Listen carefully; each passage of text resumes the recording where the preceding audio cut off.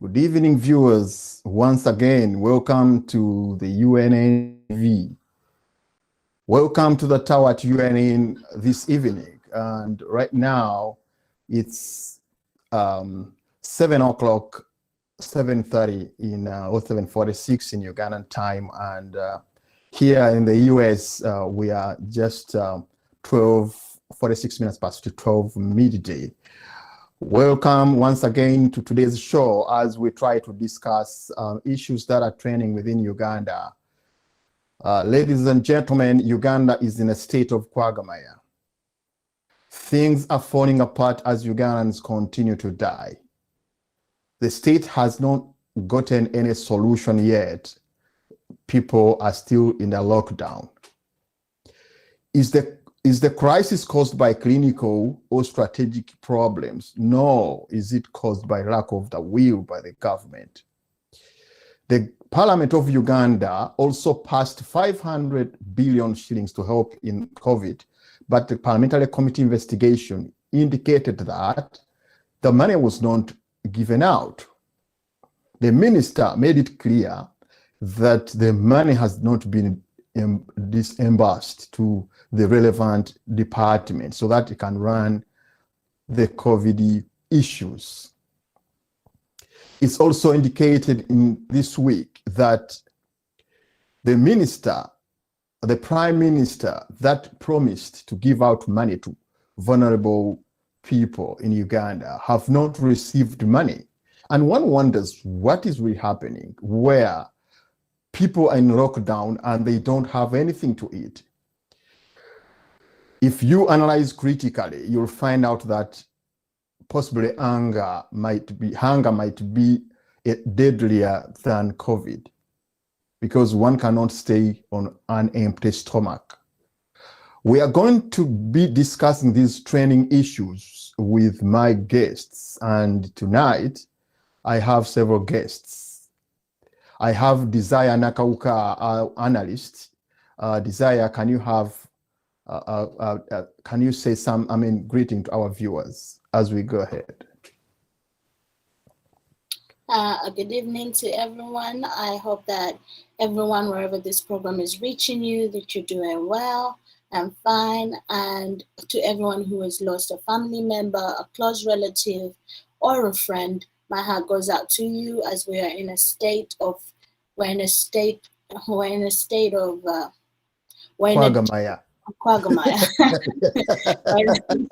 In a state of quagmire, and not even only that, with the politics all surrounded on our well-being, the well-being of our people, we see that we can do nothing in our effort to resolve that other than to resolve the politics of our country. So my heart goes out to you, but a good evening to everyone, and I'm glad to be here and to be part of this panel.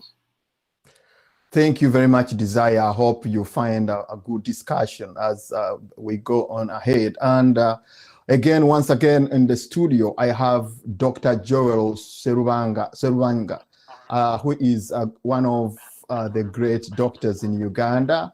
So welcome, Doctor, to this show. And can you say greetings to our viewers? Thank you. Good evening, everyone who is viewing us, and I would like to thank you for the support you've given to your families, for the support you've given to everybody in Uganda as we're in this state of quagmire.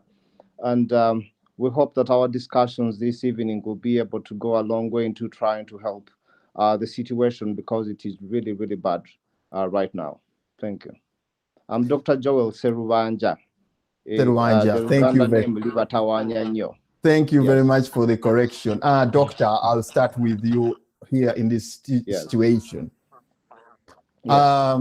Right now, I would like you to pass us through the current statistics that we have about COVID. Talk about how many deaths, how many people are infected, and how many are vaccinated. Yeah, so at the current official statistics, we have about 83,000. We've had about 83,000 COVID cases in Uganda. these ones we've been able to confirm them after carrying out about 1,400,000 tests.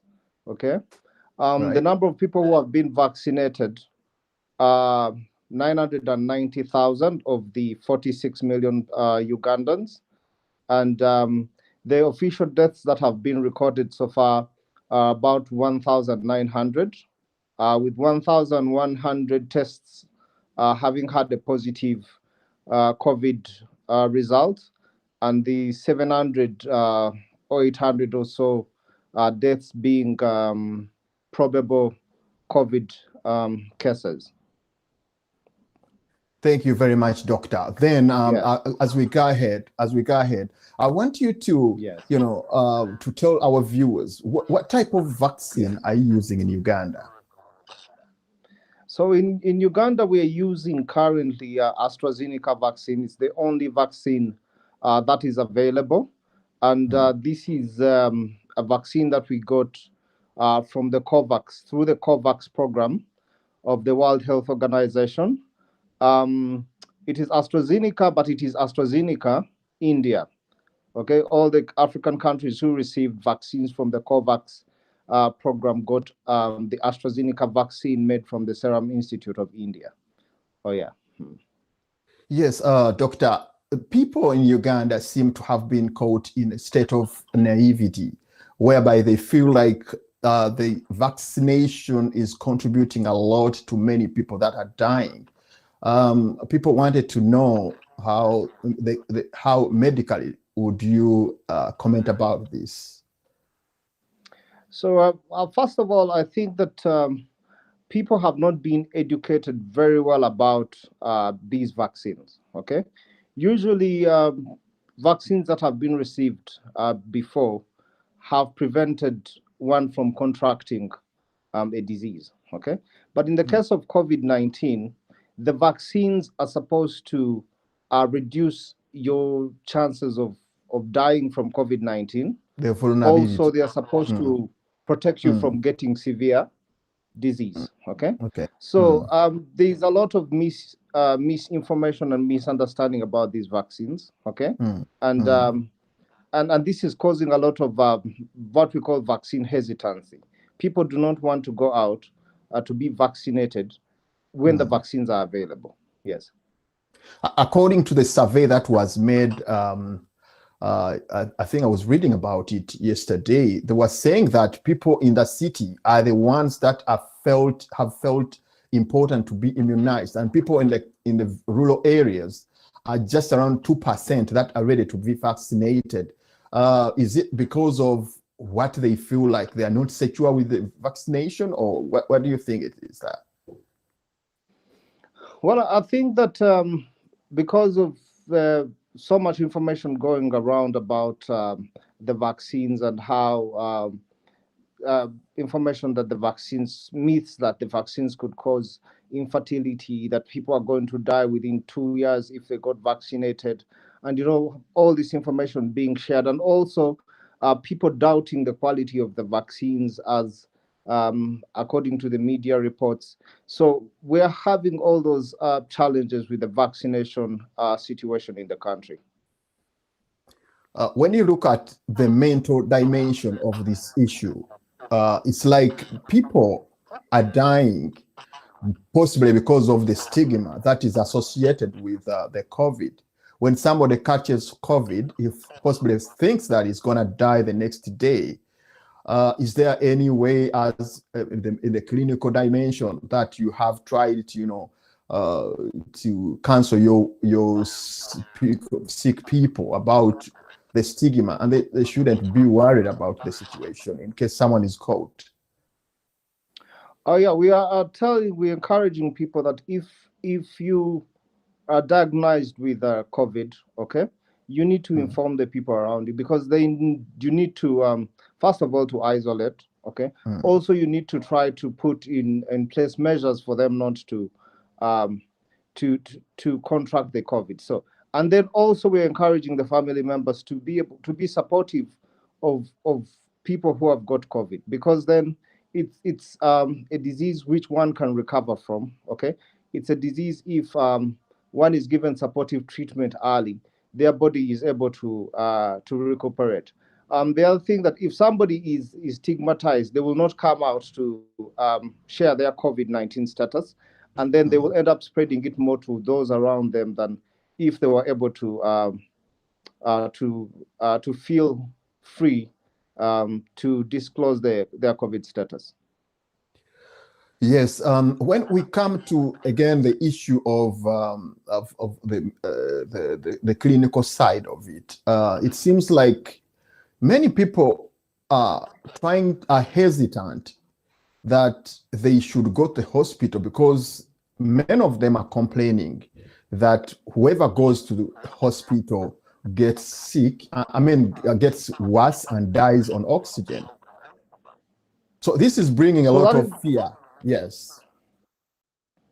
So that is the biggest, one of the biggest challenges we've had as health workers in terms of our COVID response. The people are going to try to all other methods of treatment. They're going to do all sorts of herbs. Many will steam, even when steaming is not going to be the only solution to curing them. Okay, they will go. They will seek personal prescriptions, and by the time they come to the hospitals, they are in they're having severe COVID or moderately severe COVID, whereby the measures that are needed to treat them involve oxygen, they involve intravenous drugs, and yet if they could seek health care much earlier, it could be very, very helpful. First of all, to give them the supportive treatment that they need, and also to help them prevent further spread of COVID within their home states.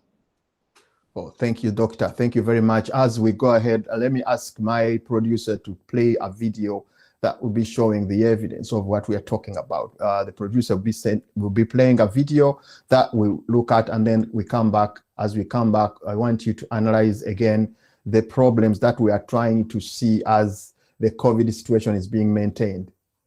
Thank you.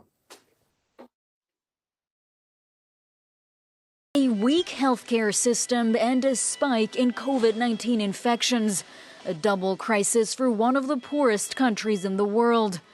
Within the last 3 weeks, the number of new daily cases in Uganda has increased dramatically, from 100 to 1,700.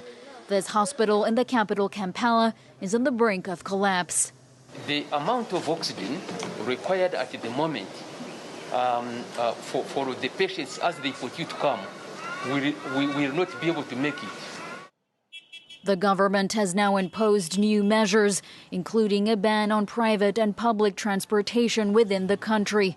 A nationwide nighttime curfew will also remain in place. Last week, authorities had already ordered the closure of schools, bars, and restaurants. Until recently, COVID-19 appeared to have spared the African continent, while the pandemic raged across the globe. But not anymore. In Africa, cases have increased by 52% just in the past week, and deaths have increased by 32%. And we expect things to only get worse. Less than 1% of Africa's population has been vaccinated. The UN body has warned that time is running out to vaccinate more than 1 billion people in Africa. But amid vaccine shortages, several countries have been forced to suspend their inoculation campaigns. The delivery of nearly 1 billion vaccine doses promised by G7 countries is only set to begin later in September.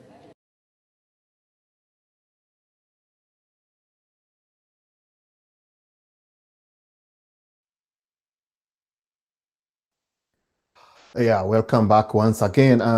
Doctor, we are trying to look at that video, and the video was trying to elaborate on the situations that we have in Uganda. I want you to further on look at the situation surrounding people, the way people think, because managing all these problems, the COVID problem, is all about how people think about it. It's their the mindset over the COVID issue. It seems like initially the people were hesitant to believe that COVID was a reality. And at the end of it all, they ended up, many of them were scared of even being vaccinated. And if they were vaccinated, some of them are now hesitant to go back for another shot because they feel like the second shot is killing a lot of people. And I want you again to elaborate on this issue whereby people are hesitant, thinking that possibly they are far better well off if they don't go for the vaccination than going for the vaccination that will bring them chaos. Thank you. So COVID itself, we had the very first COVID case in Uganda in March 2020. Okay, and as we all know, 2020 was a campaign year. Okay, we're having different political groups talking to different people, and of course there is a lot of friction when we're having these presidential campaigns. So COVID came in the situation when we're having this, and then had to have our very first lockdown. So people were not believing in the very first place that there was COVID in Uganda. They thought that it was a government, one of the government tricks to be able to stop the oppositions from campaigning, okay, or from traversing the country. So in COVID never hit as a reality in the country. When the second wave came, okay, people were still thinking there wasn't any COVID until so many people got COVID, okay? So many people died, okay? So in a situation where people are having doubt, even when you bring a means to curb the disease, they're not believing the disease in the first place. So by the time vaccines were being introduced, they're being introduced to a population that was already very skeptical about the existence of the very, very illness they are being vaccinated against. And then there came in other information about, blood clots, that the vaccine that was available to us, AstraZeneca, had a side effect of blood clots. And then people were told from unsolicited media that, there would be infertility if you got vaccinated, you would die, people are trying to reduce your life expectancy. So all these played already on a population that was not trusting that COVID is something that happened naturally to us, and whether it itself was in our population. So it's until we've had so many deaths, okay, and that people are starting to believe that we have COVID. And then even when they believe that, they think that the treatments should be something different from what the mainstream is telling them. So that's the challenge that we're having. Yes. Thank you, Dr. Joel. Once again, before I go to Desire, there is also another problem that the people themselves think that, according to what they see, they believe that people that are dying are those that have been vaccinated. I don't know how true it is, how empirical it is, because according to our source, my personal observation, I have a lot of friends and family members that have died, and many of them have been already vaccinated the first jab. So I wanted you again to be categorical over this and try, to assure people over what you think is right over the issue of the vaccination. So the vaccines are safe, okay? The vaccines have mild side effects, okay? For example, dizziness, fatigue, some people feel headache, but all these are within the first week of vaccination. Usually people feel this within the first few days, okay? The other issue is that most of our deaths, we do not get to have postmortems done, okay? So somebody will associate a death to, he got a shot, okay? And then he fell sick, and then he died, okay? And yet that is a very simplistic way of thinking it. Vaccinations are the reason why you guys in the United States, guys in Europe, okay, are able to go back to their day-to-day lives. We are in a lockdown, okay, with a tricky future, okay, because we cannot lock down forever, okay, and yet we do not have any other methods to be able to stop the spread of COVID other than vaccination. Okay, so categorically to put it, okay, vaccinations are protective, and they reduce one's risk of hospitalization, and they reduce one's risk of developing severe disease. Okay, one of the challenges we're having is that sometimes people are being vaccinated when they already have COVID. Okay, so the vaccine will not be able to provide the protection when you already have the disease. So these could be the cases where somebody gets vaccinated and they still pass on. Okay, yeah.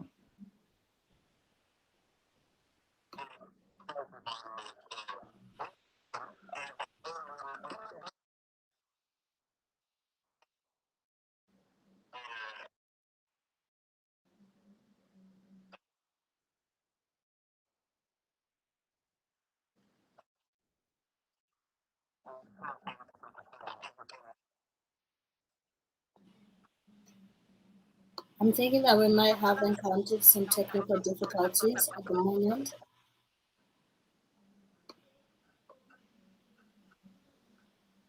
As we wait for Dr. Juko, maybe I can ask you, Dr. Joel, some questions that I might have about accessibility of the vaccines, since most of these vaccines actually came to us as donations. What are the strategies that have been put on a local basis to make these vaccines accessible to target populations? Because we do have the categories for target populations, but how is it being overseen?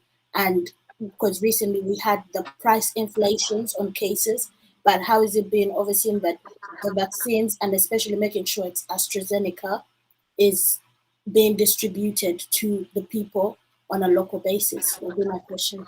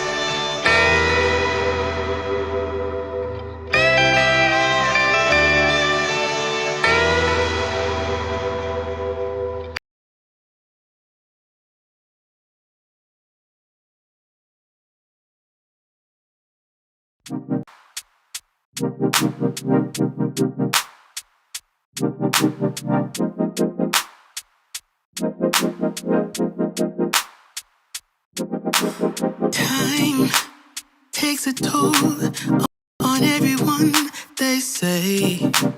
Time is merciless, it won't wait for us to change. Time, I am stressing out, I can't figure out what to say. Oh, time, just give us time. Time, looking back on pictures, and I find it hard to see you and myself in places where we used.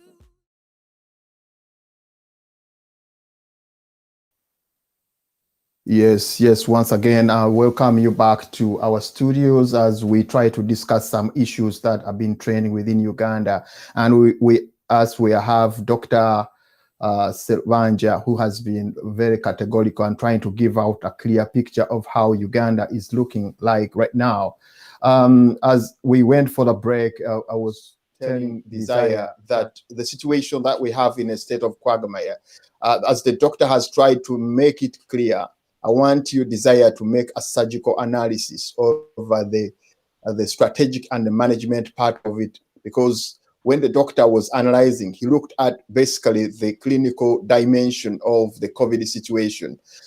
Here, when you look at what we have today, we have a problem of the strategies that have been applied to curb this pandemic.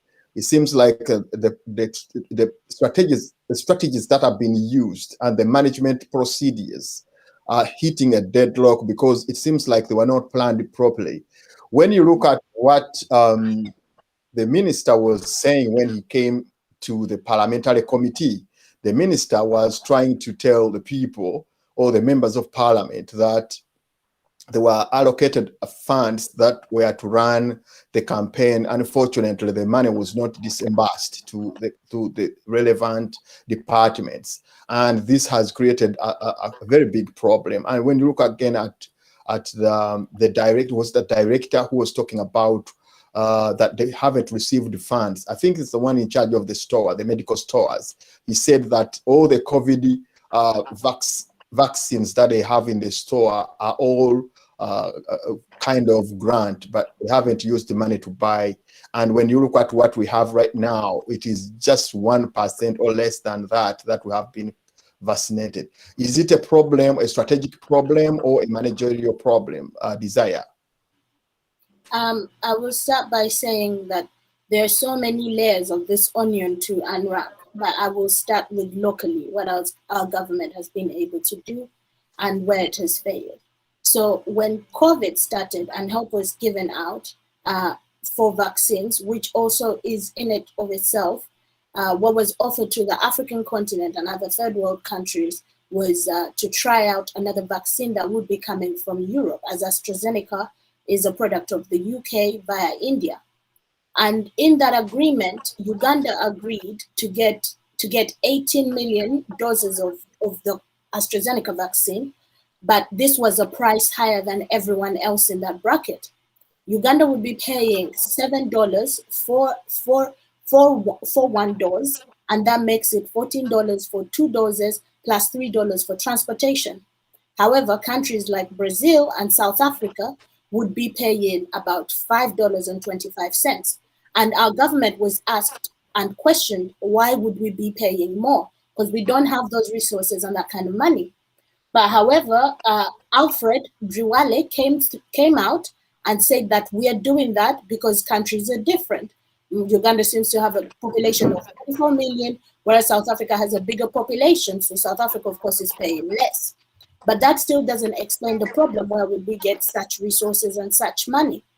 So the problem that we're seeing happen with COVID and the misuse of funds has a long trail behind it. Because then we were ordered to have a 5 million deposit in order to get even those 18 million doses. And the first ones were given to us from January through to June, and we expect to get the next ones in the month of July, the remaining doses. But however, the $5 million that was our down deposit came through Exim, which is an American bank. And then at this point, we're relying on resources from IMF to give us the 1 billion to help. And this is the money that is being used. But how is the money being used locally? And how is the money being used to pay these doses? And why are these doses overpriced for Ugandan citizens? What happened with our leaders when they went to negotiate the deal for us? Because to a certain extent, we are given a population to try out a vaccine that hasn't been tried out on a large scale. This is a vaccine that hasn't been tried out and is going through trials. Most of these vaccines, even the ones we're using here in North America, be it Pfizer, be it Moderna, we as a people and as a population living in this era are coming up with the data for a vaccine, whereas for all sorts of vaccines that haven't gone through enough clinical trials. The doctors might say otherwise, but they haven't gone through sustainable clinical trials, because this happened in 2020, when 2021, a year has passed. It took 2 years to come up with a malaria vaccine, which cost a lot of people's lives as well in the process. So with the misuse of funds and the hefty corruption, this worries me that even the money that has been given to us, we're going to see another misuse of funds. And this has a trickle-down problem where then you have mistrust of the people, because everything now is to produce money out of people who don't have money. So if our government is overpaying for a vaccine donation and the money is being donated to us, this worries me for what is our debt cap going to be in the next 3 years. And this is a challenge to most African leaders and third world leaders. When this pandemic happened, especially in the African continent, we did not have cases. What were the strategies that were put in place to come up with a way for us to combat this? Because this is happening to our country a year after the world has gone through it, most of the rest of the world. And it's happening now, and we seem to be unprepared for a situation which we knew was around the corner. Yes, Desire, thank you very much. I will ask my producer to have the video concerning about the IMF funds and those, the committee, the IMF funds and how much money has been given to us. And then we'll look at that as we come back to see, is that money really going to help us, or it is just a wastage of time and resources? Let's have the video first as we go ahead.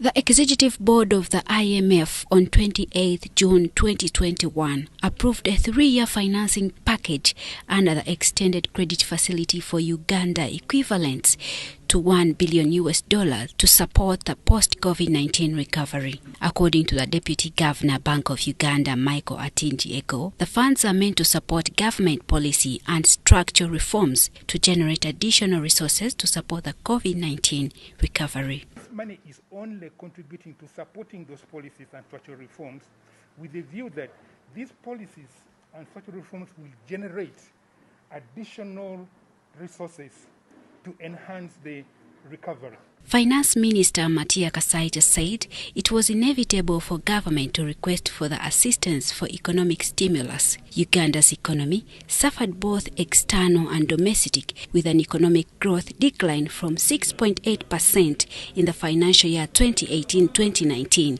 to 3.0% in financial year 2019-2020. In this regard, Government of Uganda requested International Monetary Fund assistance to support our emergency response to the COVID-19 pandemic, as well as to support economic recovery in the short, medium, and long term. However, Matia is optimistic that government will focus on debt sustainability while increasing social spending, including vaccines. These funds will support Uganda to deal with the COVID-19 pandemic and our strategy of inclusive growth, employment creation, and wealth creation, as stated in NP3. Vaccines. He appealed to all accounting officers of government to utilize all public funds at their disposal efficiently and transparently to drive growth and provide services to the people of Uganda. I will not hesitate to institute disciplinary measures on any accounting officer who fails to provide accountability or execute timely government projects and programs. The program will include reforms to increase domestic revenues, foster public sector efficiency, and strengthen governance while preparing the ground for sound management of oil revenues. The Minister for ICT, Chris Baryomonsi, has backed the decision to borrow from IMF, saying it's one way of supporting the budget. Basically, the money is to support the general economy, like to increase the capacity of raising domestic revenues, to strengthen governance issues, to strengthen public sector performance, and generally to stimulate the economy so that even when we have these shocks from COVID-19, the economy can remain strong and resilient. Jane Nyiramcha, Ivan Juko, UBC News.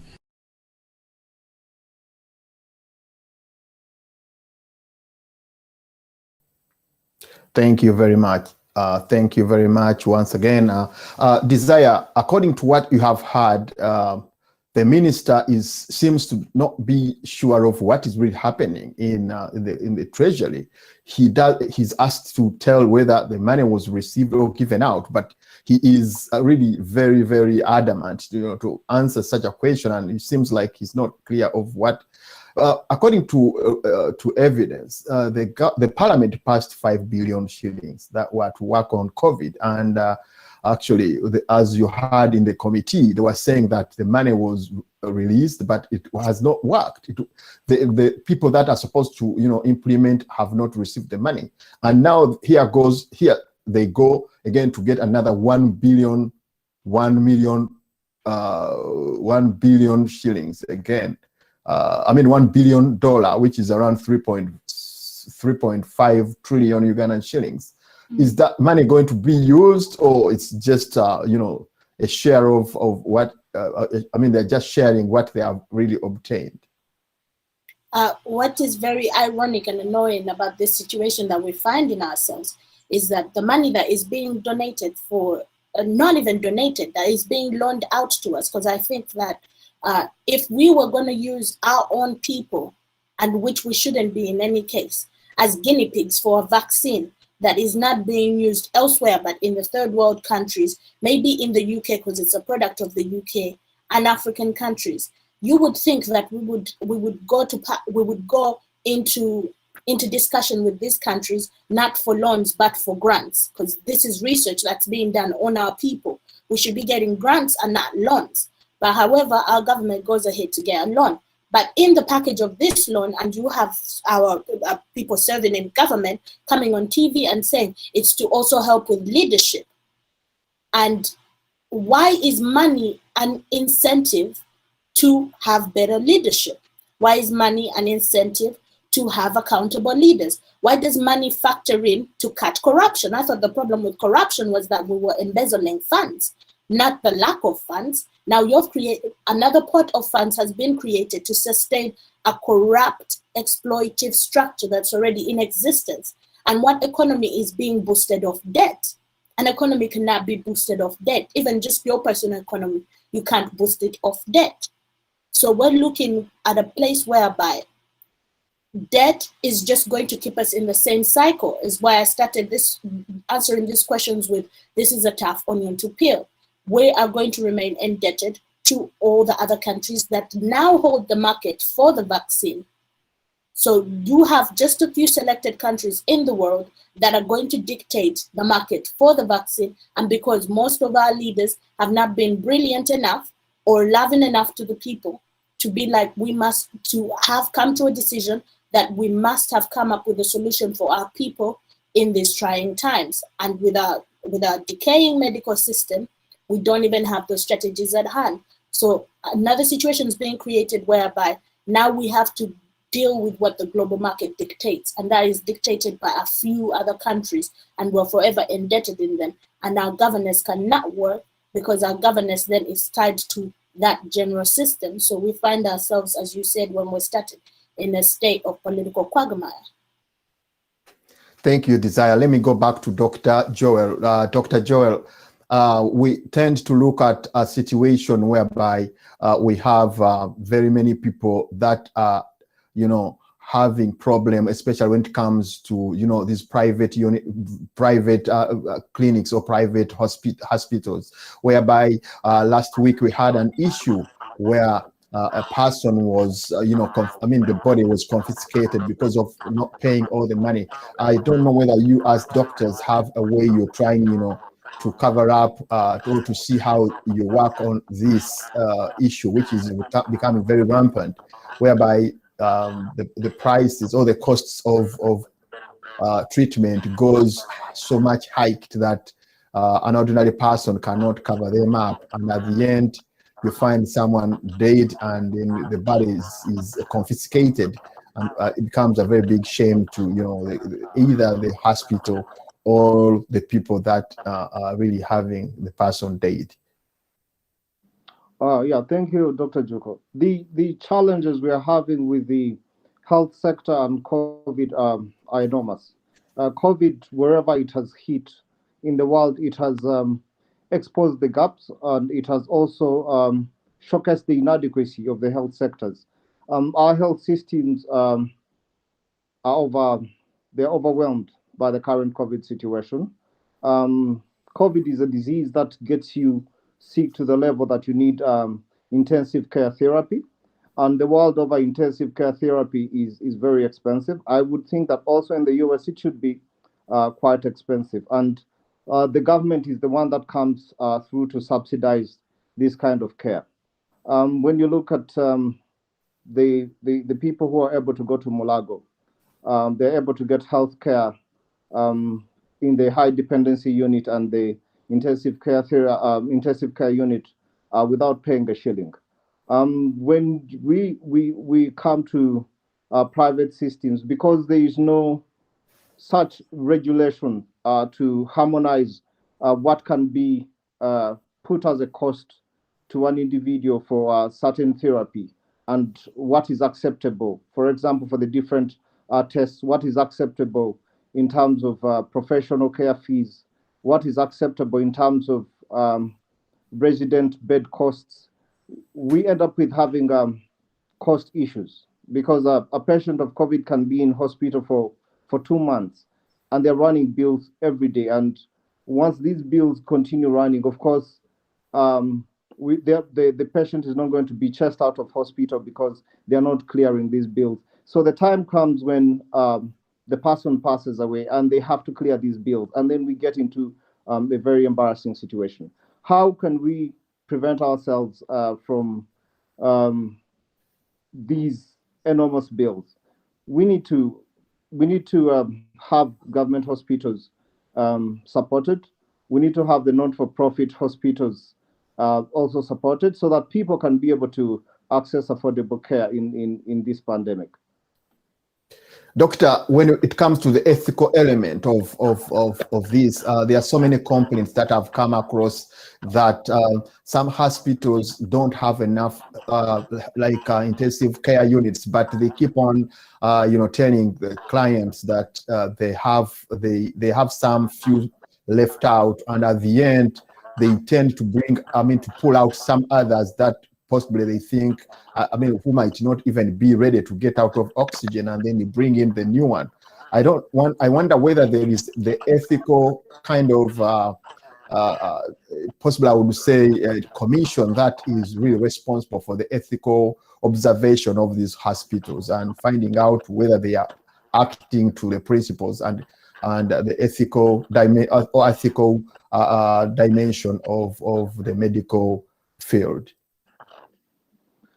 So it is very unfortunate when these things happen because everybody is stretched, everybody is sick, and you would want to afford the other person who has come to you for treatment all the good-naturedness, all the kindness, all the consideration as you're treating them, because they did not probably prepare money to spend on this illness, but they are finding themselves in this situation. And it's not that one person falls sick in the family. The whole family can be sick, and the whole financial backbone of the family is broken.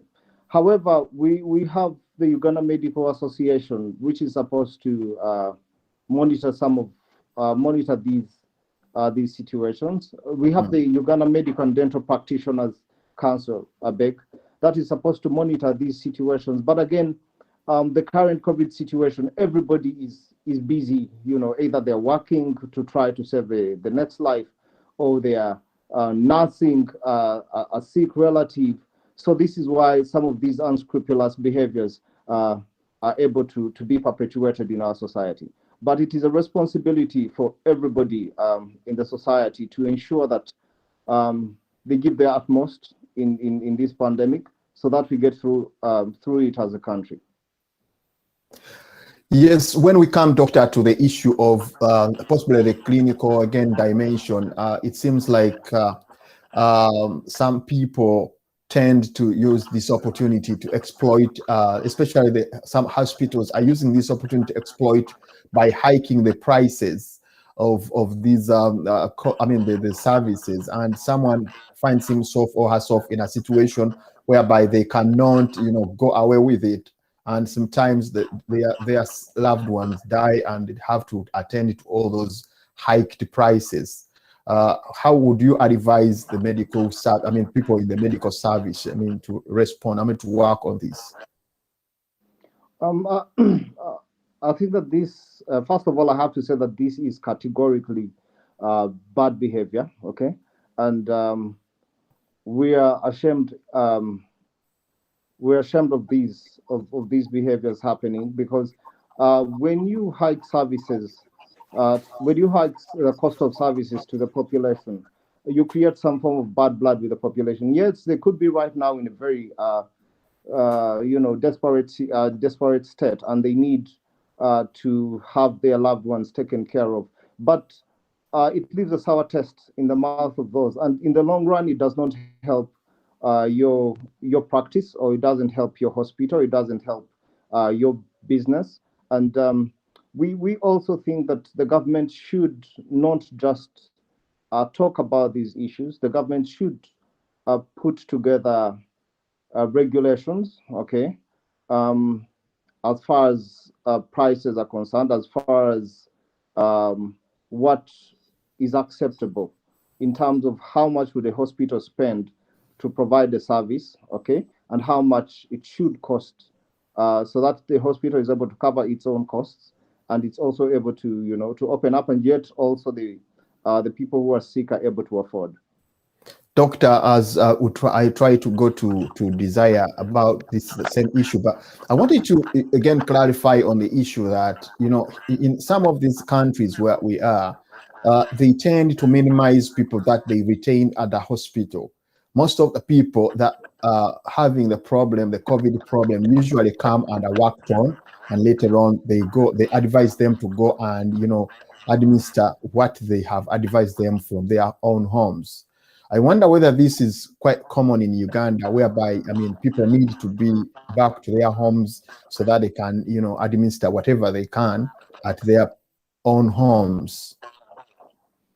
So in Uganda, our situation is that people seek health care as the last resort. They come to the hospitals in the advanced stages. Most times they will prefer staying in their own homes, even without being advised. They will prefer to go to the neighbor and ask for the herbs that they use, to go to the churches and pray about an illness without seeking health care. So we do not see a lot of us turning away the patients, because by the time they come to us, they really, really need the hospital. People come when they're gasping, people come when they are really badly off. But in situations where somebody does not need hospital care, definitely we admit only those that we need to admit, because we don't have the luxury of having a lot of facilities to admit everybody. Okay, thank you, Dr. Joel. Let me get Desire back on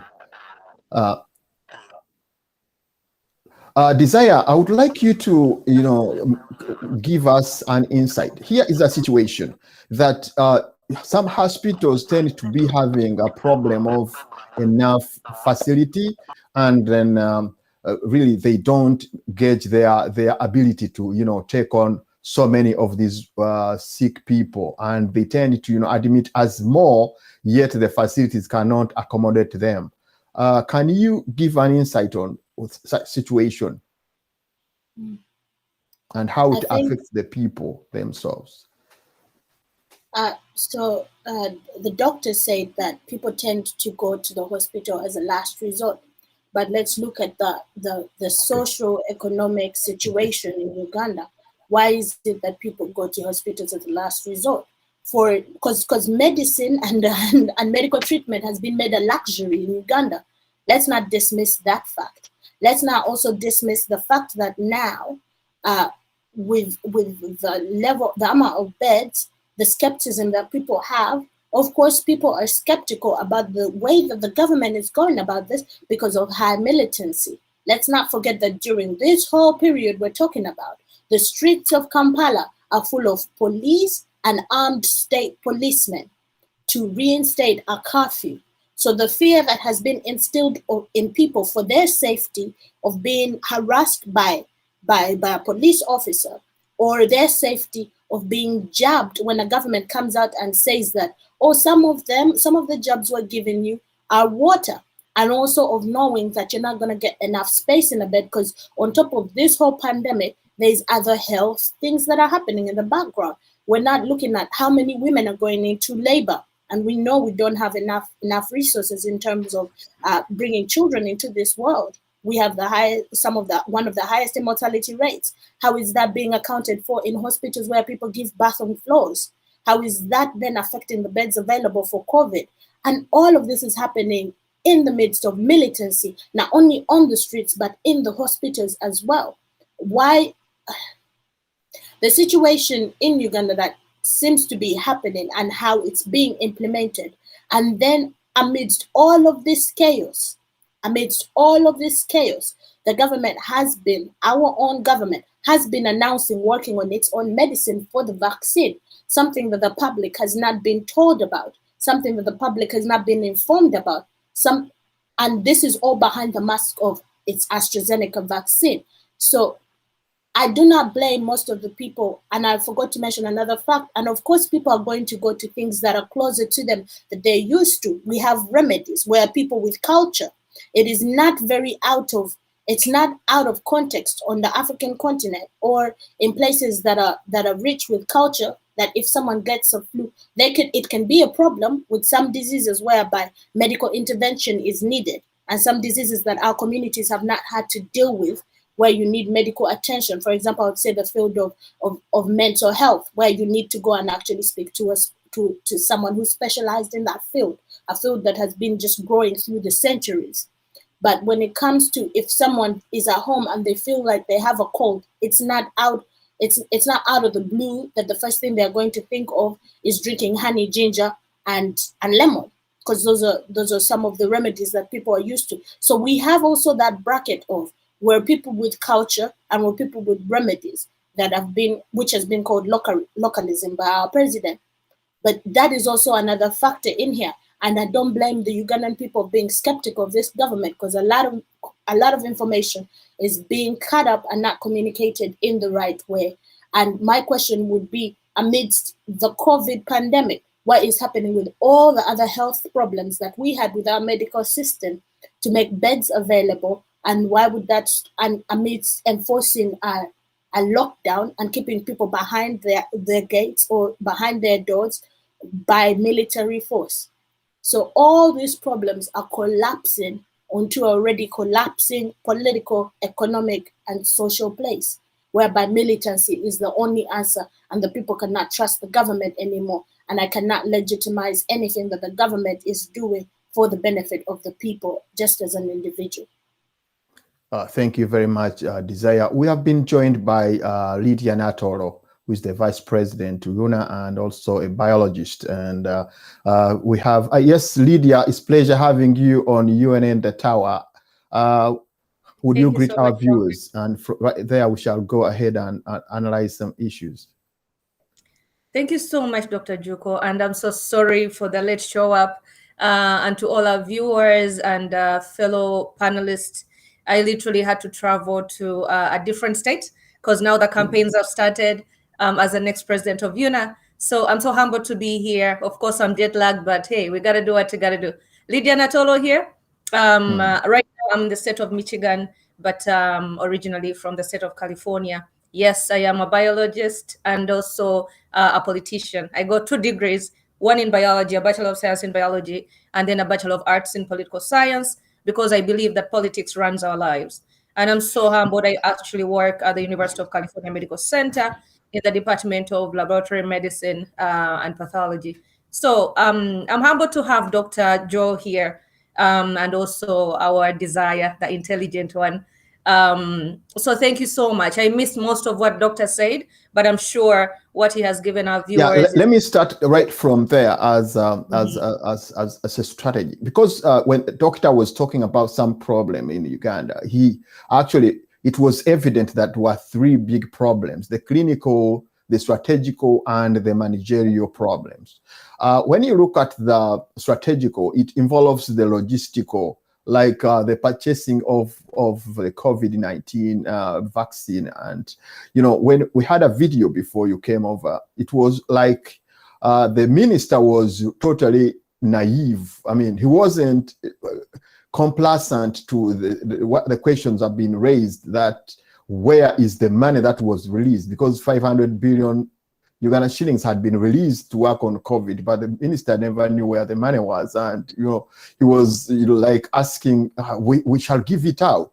So do you think, and when the director medical store was addressing, he said that all the COVID vaccine that they have is as a result of the grants that they have received. They have not purchased anything so far.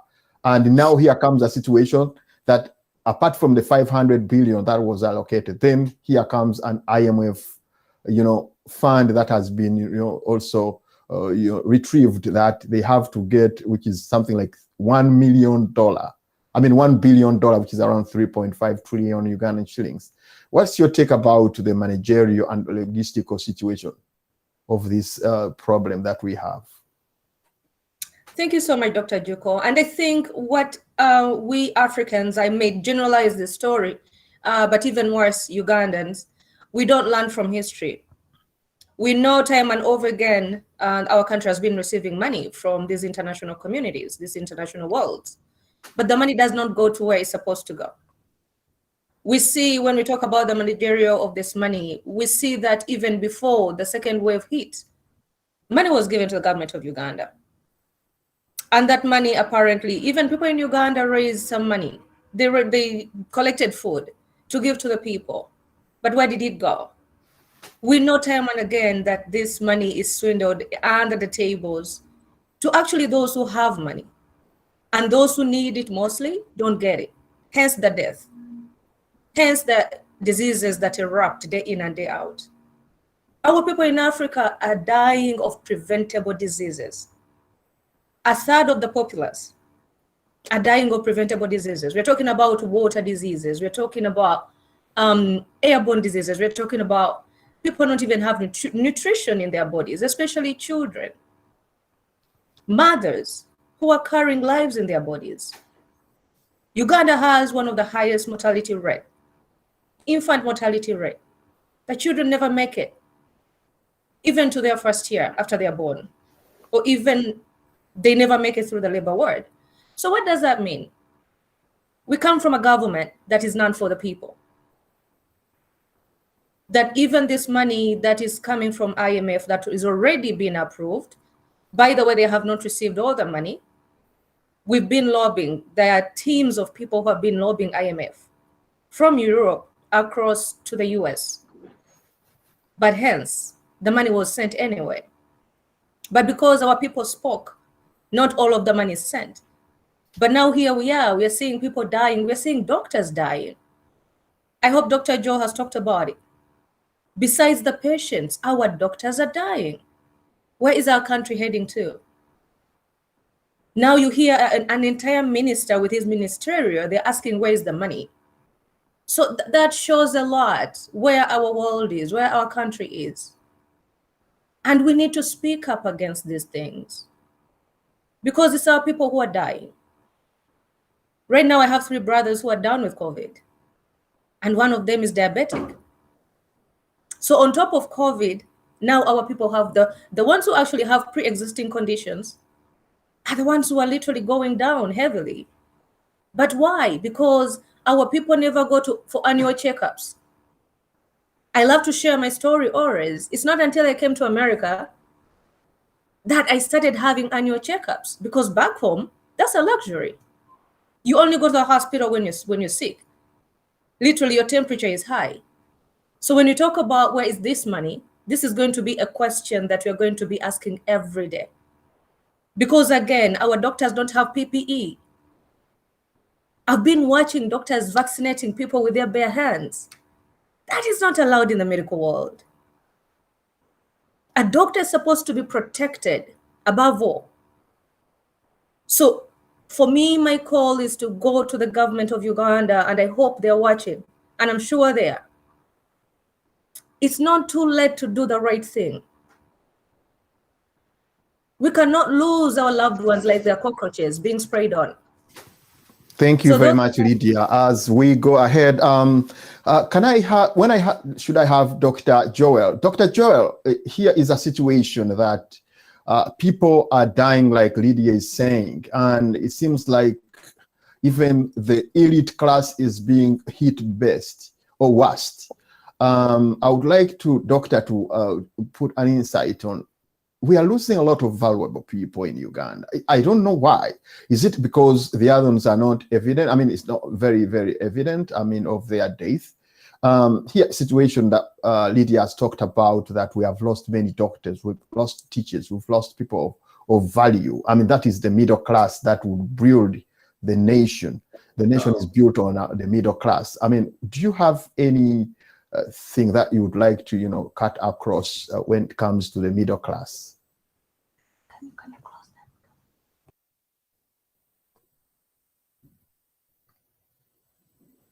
Thank you, Dr. Joko, for that question. It's very, very unfortunate that many Ugandans are dying. Okay, there is a lot of course, when a prominent person dies, then it sounds higher. Yeah.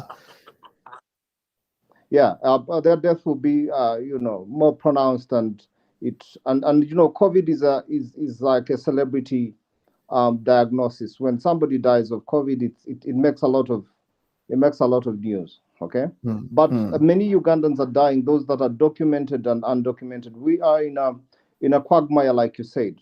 Okay, we're having many people dying, and it's not sparing the doctors too, because we are on the front line, and like Lydia said, PPE, just basic PPE is not available. Okay, so people will risk their lives to try to save other lives, and in the due process they would contract COVID.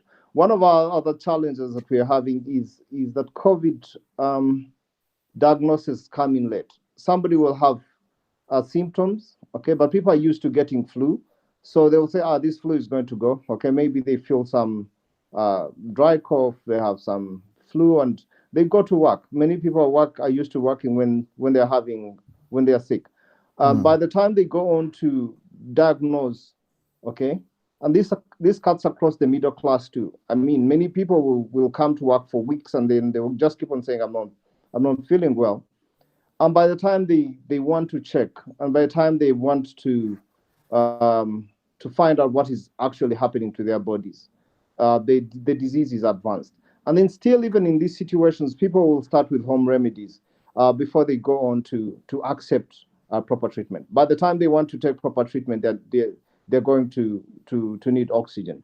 I would also like to talk about, to re-emphasize what Lydia said, the need for general checkups. We are not a population that is health vigilant in the way that we will go into to be checked. We want to see the doctor when we're very, very sick. It does not matter whether you are a low class or middle class. Many people in our country think that our health is a responsibility of the government. Okay, health is not their responsibility. Okay, and that is a notion that should change. Okay, somebody will come and they will say that, you know, government hasn't told us where to do this from. Government hasn't told us to go for the health checkups. Okay, and we will keep on self-medicating, and by the time we get to find out how sick we are, it's too late. So what I would like to tell our viewers today is that first of all, COVID is real. We have a lot of COVID in Uganda. Okay, go to the health facilities, talk to the doctors, talk to the health workers who are close to you. Okay, follow their advice in terms of treatment, in terms of isolation, in terms of what to do and what not to do. If you're told stay home, please stay home. If you're told do not go to work, okay, however important you are at your job, your life is more important to you.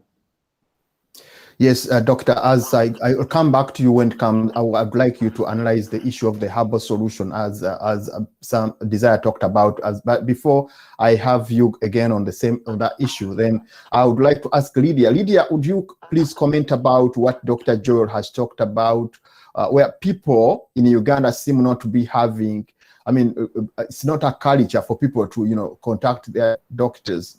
And even the doctors themselves, they don't have them because, you know, the culture we have in the US or in the UK or in other countries, I mean, European countries, somebody has his GP or has his doctor that he always consults. And such a doctor, such a person usually uses his insurance or her insurance.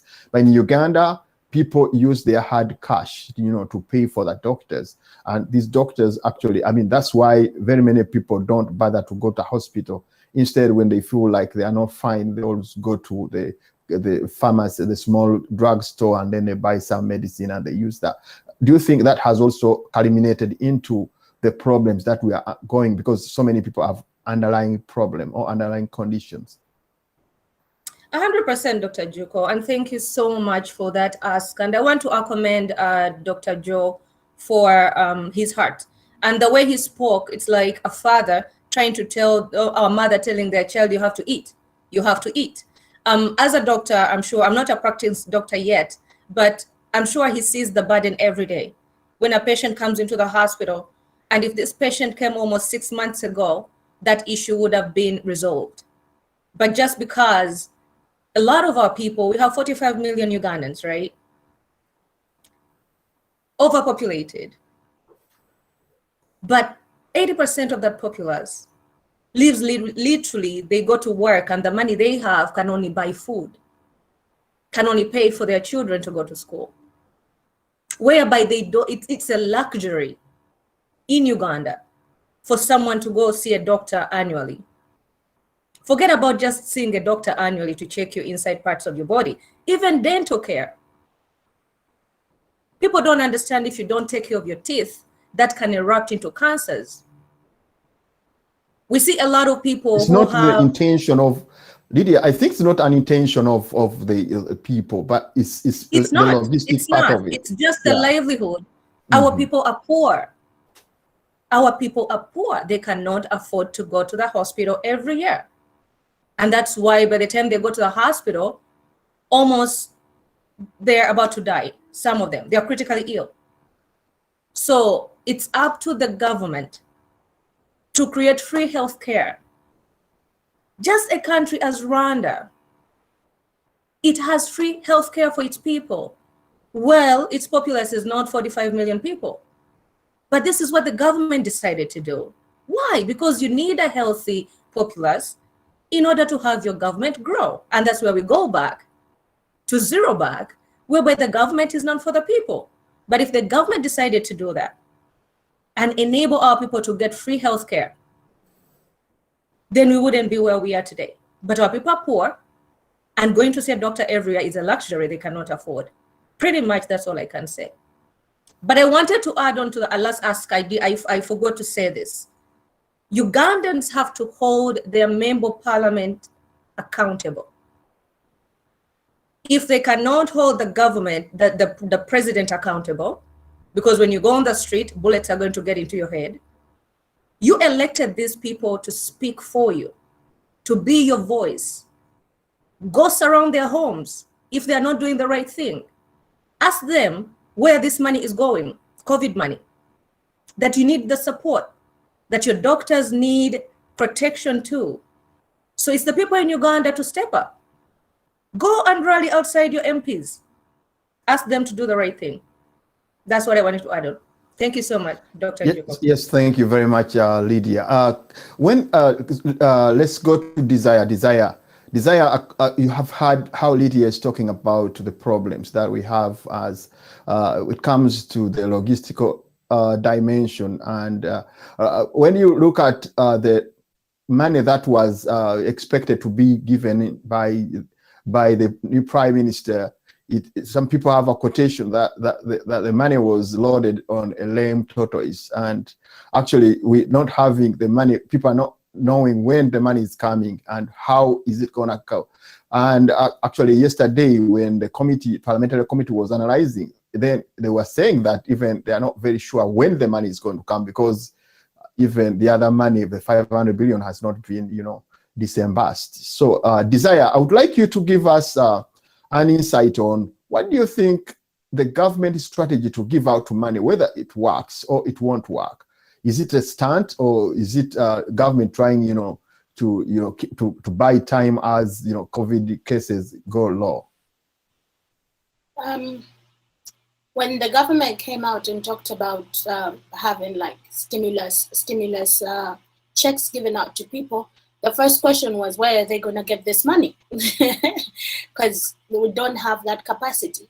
And I think that this is something that we have talked about around in circles, but it's a realization that Ugandans should come to. We are surrounded by a government of thieves. They're corrupt, and all the money and resources that come from the country and outside the country are used by individuals to enrich themselves. So do I have any hope that these resources are going to reach to the people that have them? No, I have no hope that that is going to reach the people that deserve them. Will the situation deter and become worse? Possibly. That is the lane that we're looking in, because the government is not held accountable. We do not have institutional strength. We do not have the capacity to distribute these resources to the people that need them. And also, on top of not having that, the government hasn't made any effort other than words. All that has been said are words in a state of, and in a chaotic way, whereby the person announcing these funds has absolutely no idea how these funds will reach the people, when these funds will reach the people, how many people voted on these funds to reach the people, what are they doing at a parliamentary level for all members of parliament for their areas, and making sure that the money that was designated for people within their areas to get these resources. So what we have doing, you have members of parliament going and doing personal projects to help their image. I will not mention names, but you have members of parliament doing their own personal projects to sanitize their image during this situation where Ugandans are dying, but you do not have members of parliament holding parliament itself accountable and saying, hold on, we voted on a certain amount of money to go to the people. My people need this and this, and I have this and this many people in my area. So what you have is a den of thieves, corrupt people, all seated in a room and all doing nothing about the situation. And before earlier on I said our president, I should retract that statement because this is an illegit government. We have been taken over. It's extreme militancy, and we're being ruled by the force of the gun without our choice. And the Ugandan people are not going to get. They're not going to get any form of leadership that's accountable, that's institutionally strong, or that's for the people. And then lastly, before I leave, a question that I would have for doctors in Uganda is these vaccines have been manufactured outside of Uganda. These vaccines have not come from labs that you yourself have shared and been there for. How much do you trust these vaccines to go into the bodies of Ugandan people and your bodies yourselves when you have not been part of the process? Because I read a study from Oxford that was released that if the Azetka vaccine is released at lower dosage points, so the question is, even the dosage point is not yet known, it helps better. So what are we doing as doctors, not only in Uganda, but on the African continent, doctors there, to interact with other doctors and these labs that are so far away in India to make sure that our people do not end up being collateral damage? Thank you. Yes, thank you very much, Desire. I come back to you, Dr. Joel. Dr. Joel, there is a very pertinent issue concerning about the Covidex. Is it Covidex, that medicine that they say is helping in curing COVID? I don't know whether it's clinical. Has it been clinically approved? And if it is so, would you pass us through the way it works, if it works properly? Thank you very much. The story about Covidex, okay, officially Bar University of Science and Technology has come out to issue a statement about Covidex, that it was one of their herbal or natural products that were under research at the university, and it had not gone through clinical trials. Okay, so it was put on the market rather prematurely. Okay, but it's being used as an adjunct therapy. Okay, it does not, its curative powers have not been proven. Okay, so it's not what is being talked about in the social media. It's not a drug seen to cure COVID, okay? But it's a herb that is seen to improve certain symptoms in COVID patients. For example, it's for people who have used it. It's enabled them to clear their their their nostrils, their throats of the mucus plug that you get when you have COVID. But it's not a drug that somebody should get and say, you know what, I have the wonder cure to COVID. You still have to talk to your doctor. You still have to get other treatments to help support your body through COVID. We do not have a drug that has been proven in the world to be curative to COVID, okay? But we give supportive treatment to COVID patients for them to be able to fight off the disease, as in the case of other viral infections. So COVID-X is not a cure to COVID, but it's one of those harbors that can help alleviate COVID and other upper respiratory tract symptoms.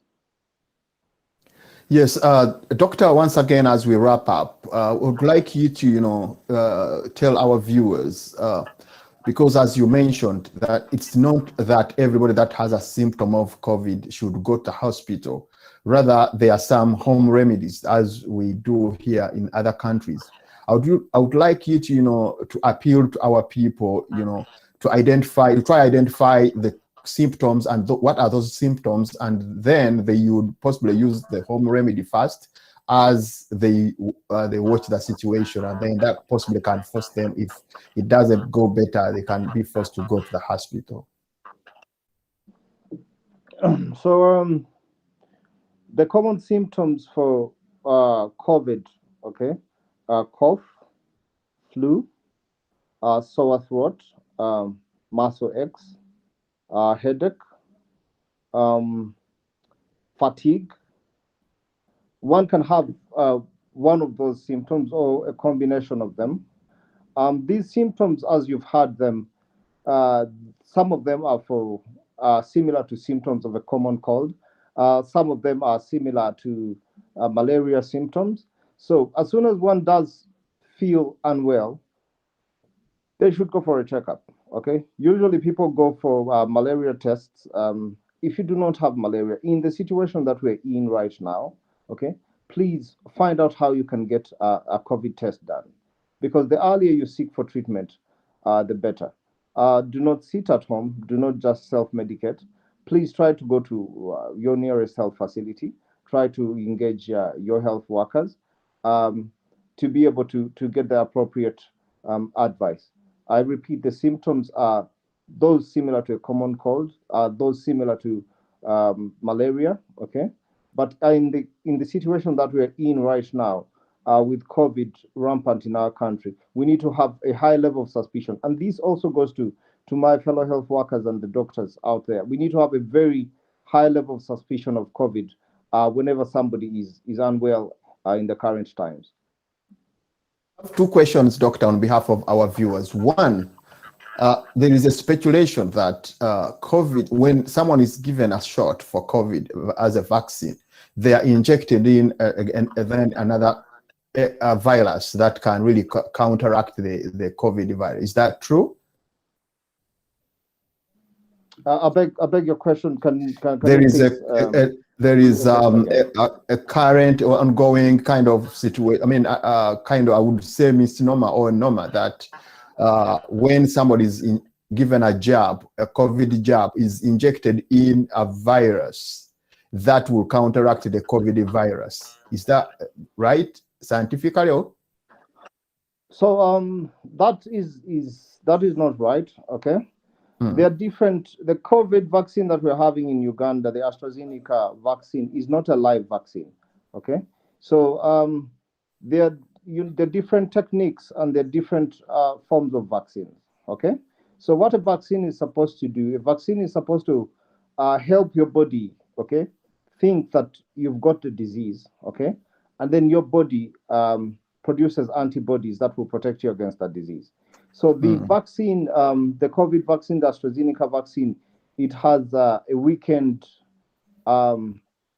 virus called the adenovirus, okay, which is supposed to carry the DNA particles that are like the DNA particles, okay, that look similar to the COVID virus, okay? But they do not introduce into you a live or weakened COVID virus. So once this gets into your body, okay, your body is supposed to develop antibodies, okay?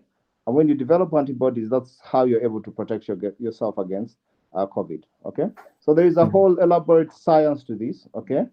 A whole elaborate work to this, okay?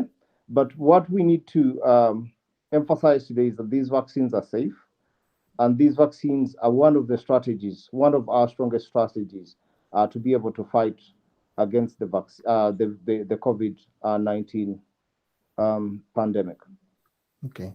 Another question as we wrap up is when somebody is given a job, does it need him to be or her to be tested first for COVID-19 so that he cannot be injected when he's having the virus? Yes, ideally one needs to be checked and found not to have COVID, because one of the contraindications of getting the COVID vaccine is one being actively infected with COVID. Unfortunately, COVID rapid tests have not been that reliable in showing us true negatives. Sometimes somebody will do a COVID when they don't have any symptoms, they will do a COVID rapid test, and it will say they are negative, and yet they are having a latent COVID. The more reliable tests, the DNA PCR tests, those that are not being provided by government, are still expensive in the packet. For everybody who has traveled from Uganda in the recent days, you know how expensive that test is. So usually what is being done at these vaccination centers is to try to ask if somebody has any COVID symptoms, okay? To try to ascertain the general health of somebody before they get a jab. Many people get the jab without having any infection, but some few people will get the jab when the infection is in the latent stage, and before you know it, they're having the infection. Still, there are people who will get the jab and still get the infection. But the essence of the vaccination program is to ensure that we reduce on mortality, we reduce on hospitalization, we reduce on severe disease, and these are things that the vaccine has been shown through trials and studies to protect against, and that's why in the US and in Europe, people are back to the stadiums, they're back to their summer points because of the protection they're getting from the vaccines. Yes, thank you, Dr. Joel, for your insight and trying to give us what you think is best to help our people in Uganda to, avoid all those problems that we are having. As we wrap up, let me go to Lydia. Lydia, doctor has talked about all those remedies and how we can get out of the trap that we've been put in because of the COVID problem. I want you to look at the approach that the government has used.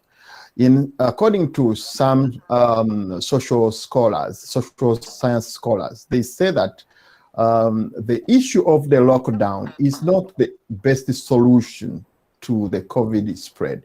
And actually, they say that you can use the approach of the lockdown when you are trying, to make up or to try to bring out a different remedy or a stronger remedy, like keeping the people home as you get more vaccination drugs and as you purchase more and all that.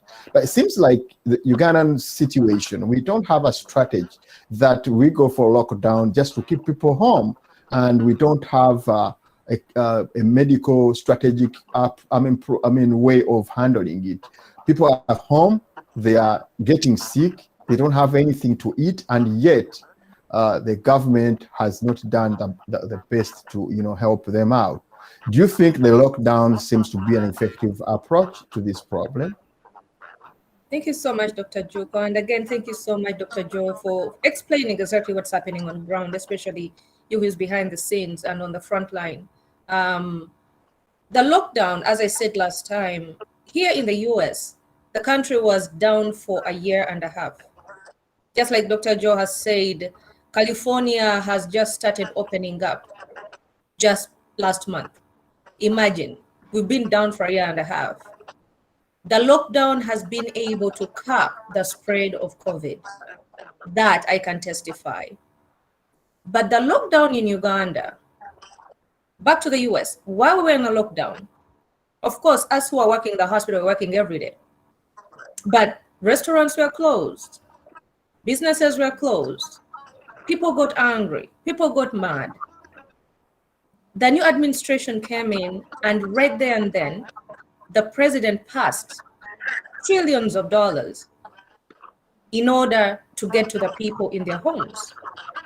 That's what an effective government does.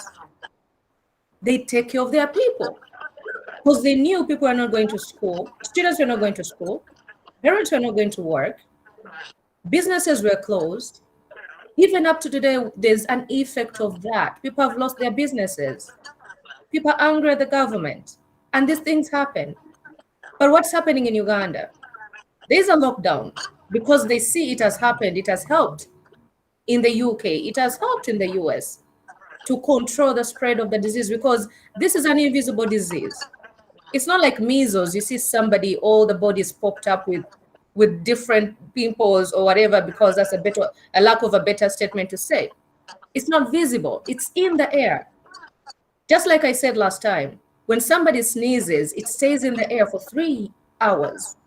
How is somebody going to know that 3 hours ago somebody COVID passed here? So that's why the lockdown helped. When somebody touches a door, 24 hours, this virus stays on that door. And another person will come and open. We have a tendency of touching our nose, our eyes, or eating food without even washing our hands. But in Uganda, there's a lockdown. Pretty much the government, the people in leadership are having food in their homes. But a regular person does not. And this is the highest populace. And the government is not doing something. And the money is there. And if not, they can create it. Here in the US, there's a treasury. They make money for the government. Why can't our African countries start making money? They have a treasurer where money is kept, whereby if a president signs a bill and says, I want this money to send to every American, even us who are not born Americans, they make sure that they take care of their people, or else we are going to start falling, just like you saw in India, falling on the street. So the government has to step up and take care of the people, or else doctors like Dr. Joe are going to be overwhelmed, and I'm sure they're overwhelmed. I don't know whether they even talked about the numbers of patients who come in the hospital every day. And by the way, even in the hospitals here in America, when COVID hit, they told every other patient to stay at home. And all the wards were covered with COVID patients. It's only the cancer units, because for them are isolated, they stayed in the hospitals. But what does that tell? If somebody was diabetic, they had to go on the phone and call a doctor. They could not come to the hospital because the hospitals were filled. But I'm sure Dr. Joe can testify on this and say, there are other patients in the hospital. At the same time, when even COVID ill, literally critical ill patients of COVID are also in the same building.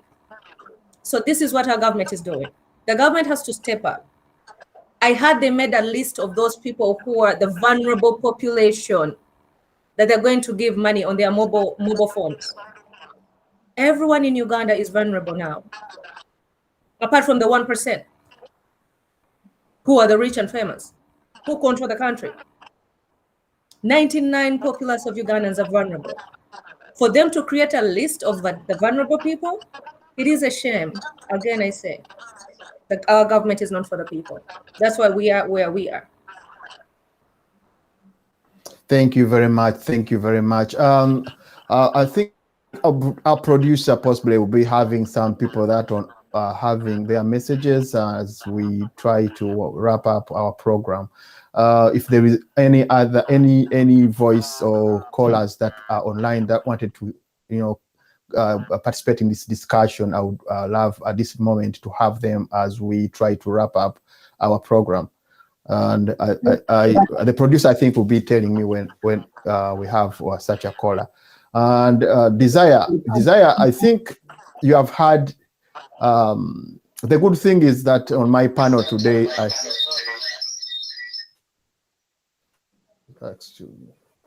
the good thing is that in our panel today we have so many people from different walks of life. And right now, when you look at what I have, Doctor has been very, very technical, and Desire has tried to push it in the other side of the analytical point of view. So Desire, I wonder whether Desire is still with us.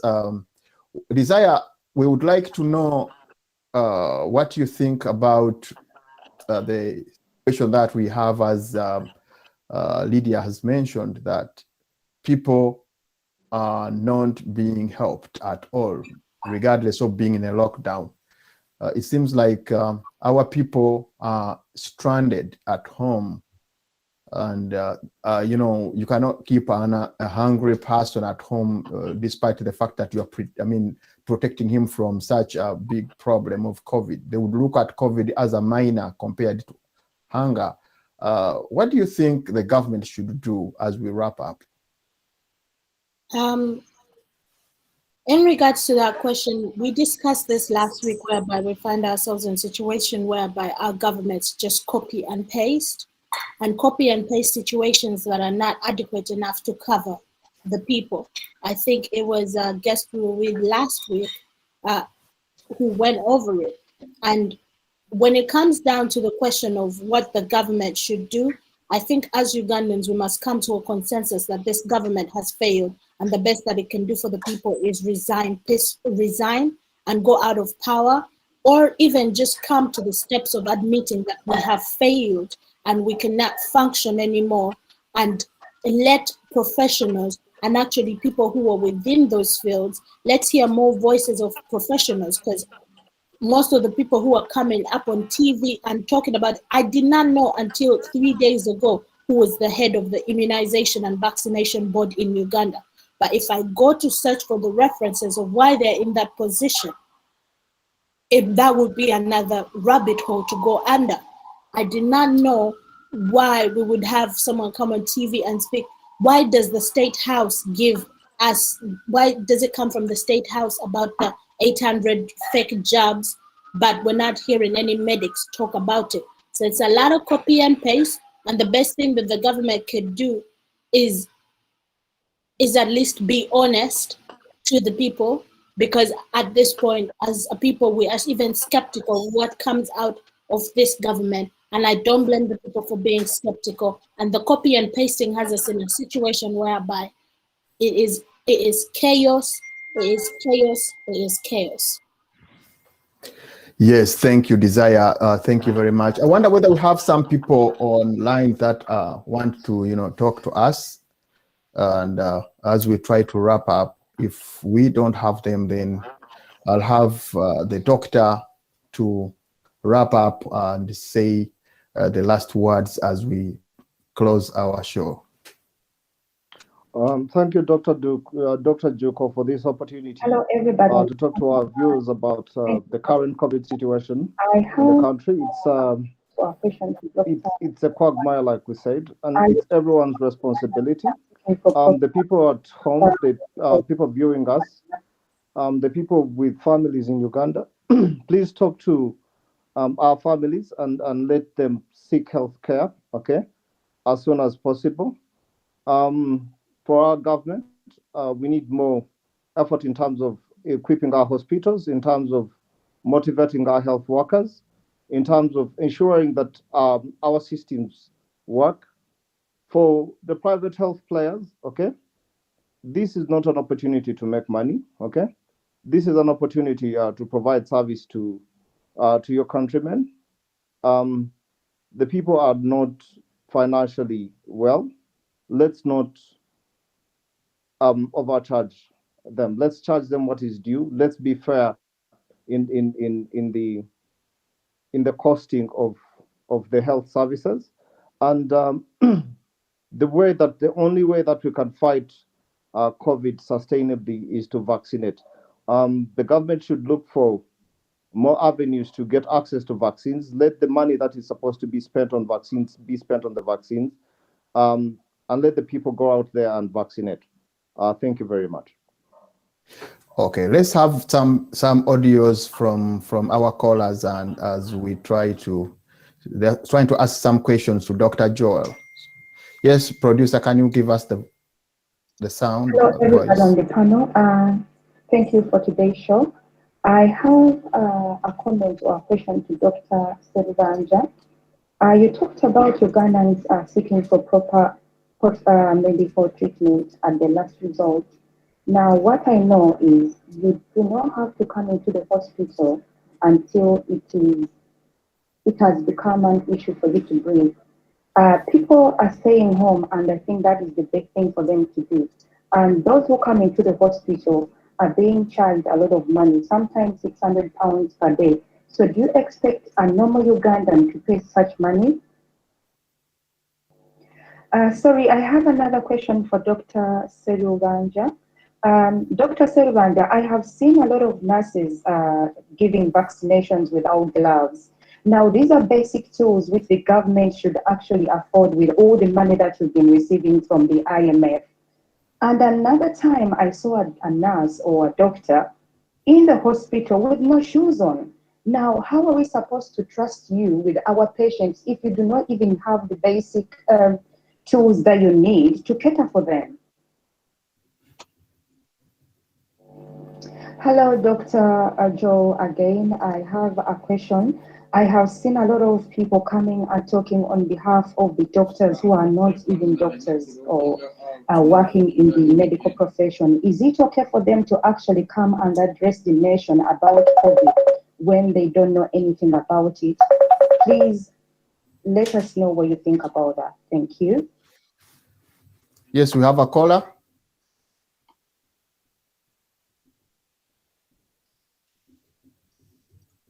Yes, caller.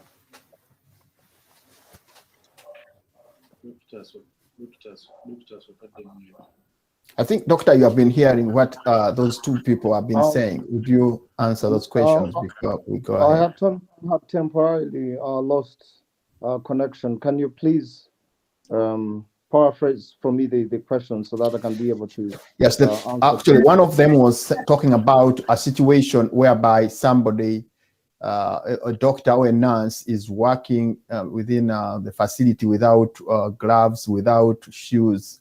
And how would you comment about that? Then somebody was talking about the situation whereby we have people that tend not to be very sick and put themselves to the hospital, and yet the facilities are very, very limited. So the challenge of personal protective equipment has been long ongoing, way before we had the COVID pandemic.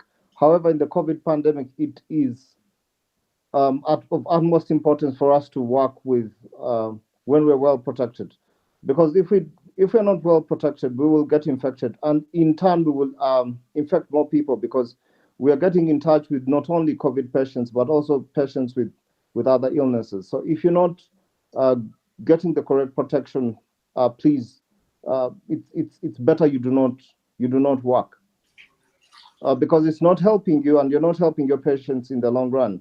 You'll be picking up the infections and passing on from one person to another.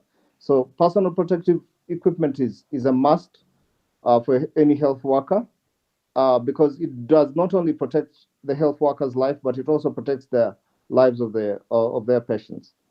On the other situation where people find their ways into getting admitted, even though they are not the priority patient, because we have to triage our patients and we need to provide the available resources to the one who has the most need.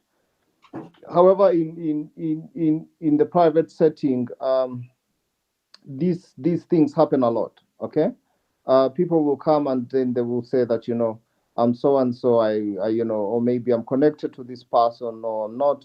But this is really wrong, because at the end of the day, the person who most needs that service is not going to get it.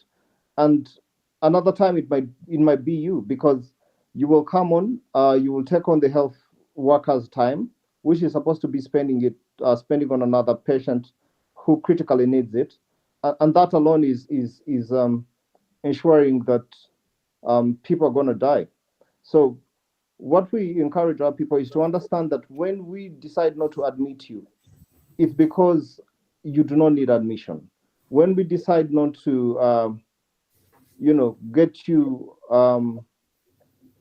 get to see you, for example, as the first person, and we go to see that person who is much more sick than you, it's because they need the care, which is not in abundance. They need the care more than you need the care. I don't know if that is clear. That's very true, Doctor. That's very true. Producer, if you have some other more of the voices, then we get them, and then we try to wrap up as we get time.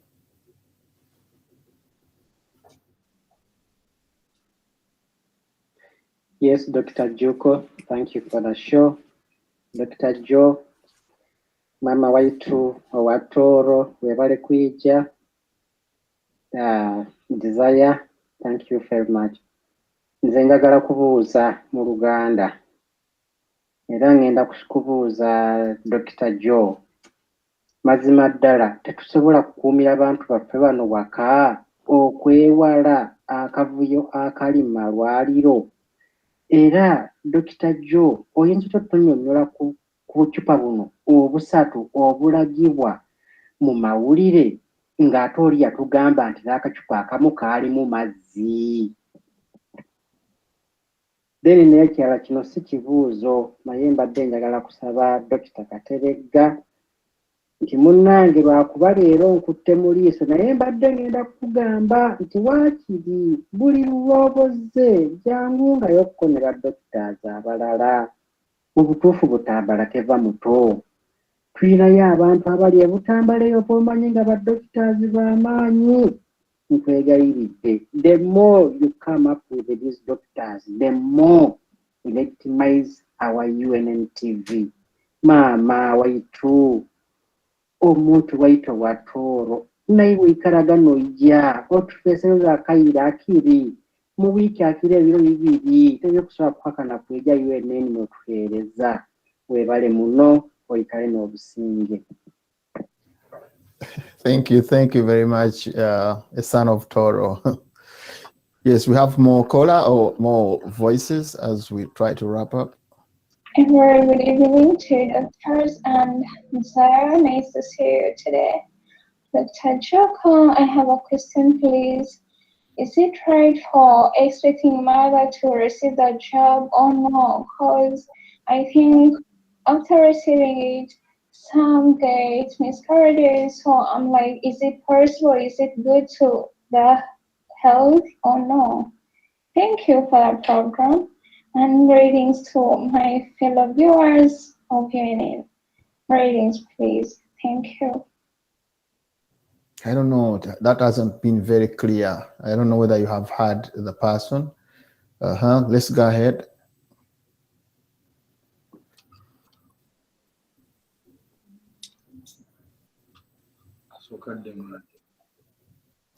Yes, doctor. Can you respond to those? Because the other one was just appreciating bringing you people who are knowledgeable in such fields to come and discuss. Yeah, thank you.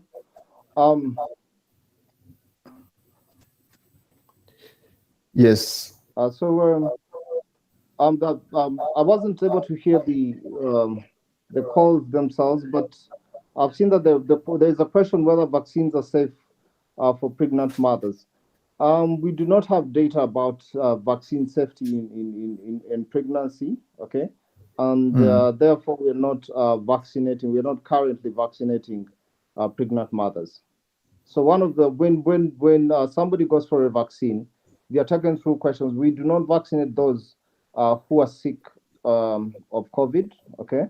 We also do not vaccinate those who are pregnant. Okay, it's part of the people who are not currently receiving the vaccine. If you currently are sick with COVID, we wait for you to get a negative test, okay, to show that you are now COVID negative, and then you can be able to get a vaccine. Okay. Producer, do we have more callers or more voices that can come up?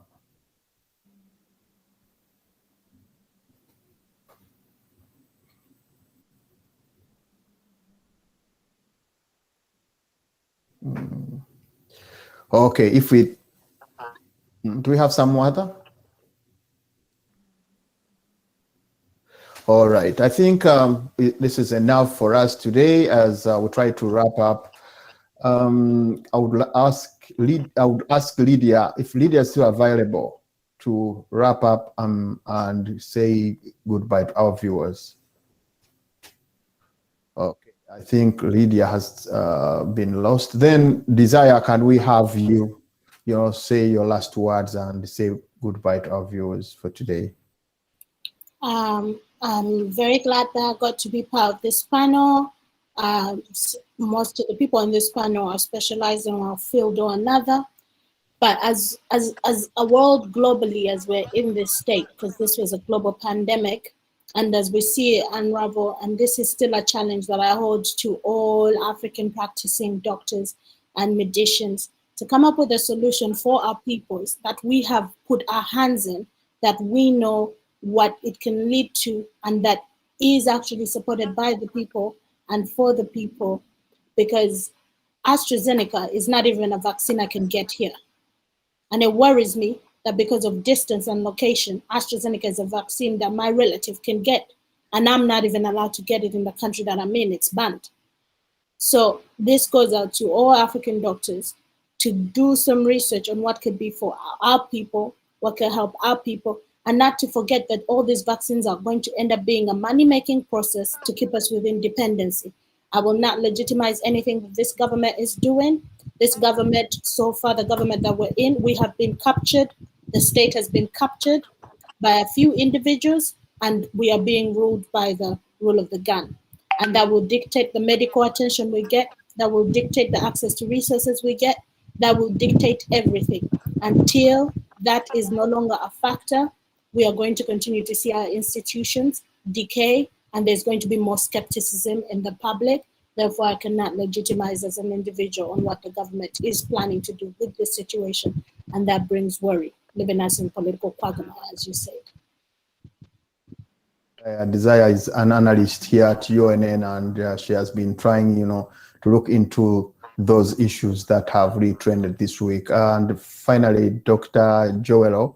Dr. Joelo has been our special guest, and we appreciate your coming in, and actually our viewers have really benefited a lot from your discussion according to the feedbacks that I'm getting right here.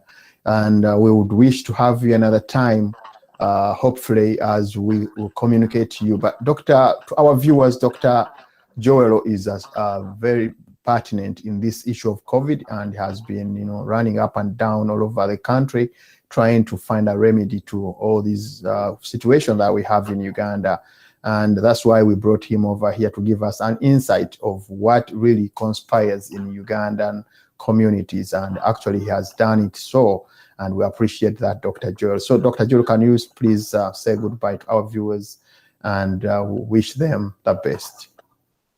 Thank you, Dr. Juko, again for this opportunity to reach out to our viewers. Our viewers, I would like to appreciate you for your time and for your input. And we continue to work together so that we are able to make our country healthier and make our people happier.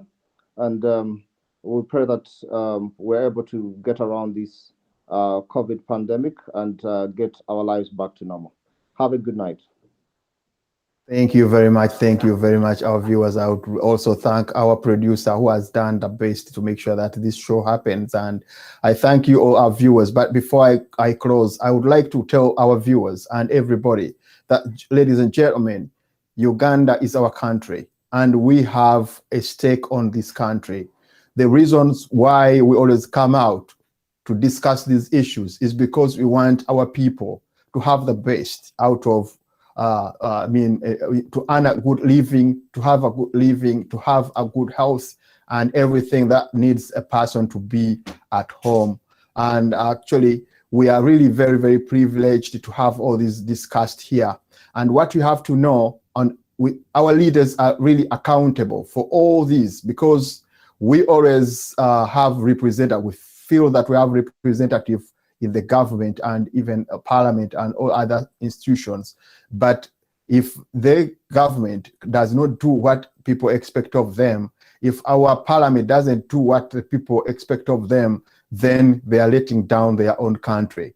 So it is our obligation as all citizens of Uganda, and it's our civil rights, to always try to ask for accountability from our leaders, and also try, to criticize and ask questions where it needs to be, such that everyone can know what his or her responsibility is.